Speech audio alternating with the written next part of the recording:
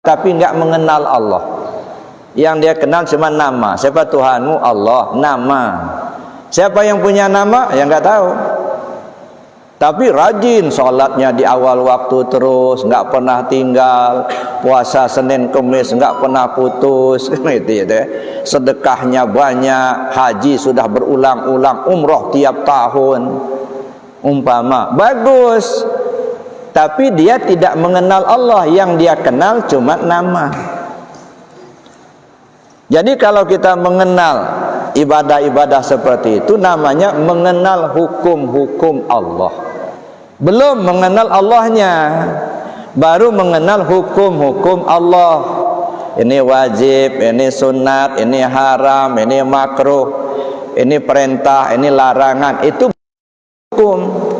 Walaupun rajin betul kita sholatnya, tahajudnya rajin, duhanya rajin, itu bagus.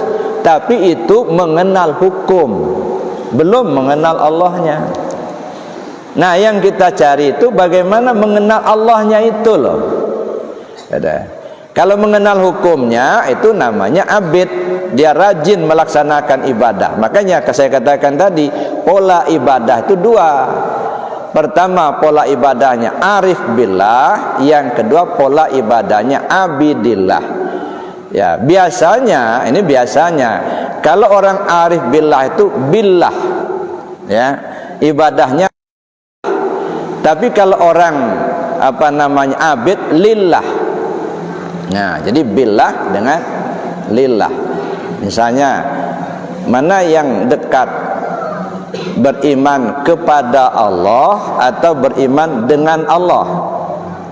Nah, menurut bapak-bapak, kita beriman kepada Allah atau beriman dengan Allah?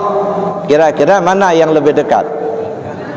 Dengan Allah. Kenapa? Ya nggak bisa beriman kalau nggak dengan Allah. Kalau kepada Allah, nah masih jauh itu. Ya, kita beriman kepada Allah. Ada yang mengimani, ada yang diimani. Kalau beriman dengan Allah, nggak bisa beriman kalau nggak dengan Allah. Nah, ini kan, ini yang kedua. Jadi ditarik dalam bidang ilmu, ini yang disebut ilmu tasawuf. Jadi al-ihsan itu ilmu tasawuf. Ilmu tasawuf ini ada dua model, ya. Pertama disebut tasawuf amali, itu namanya ilmu tarekat. Yang kedua disebut tasawuf nazari, namanya ilmu ma'rifat.